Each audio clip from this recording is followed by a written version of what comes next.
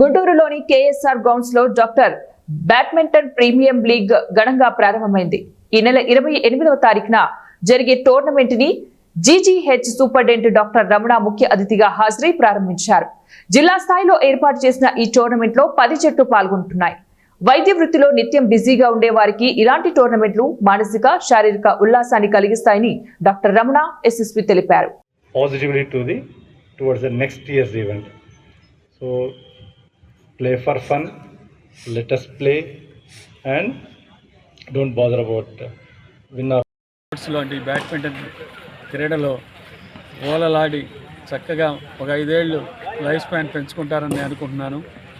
Fitness చాలా మంచిగా వస్తుంది ఇలాంటి వాడితే.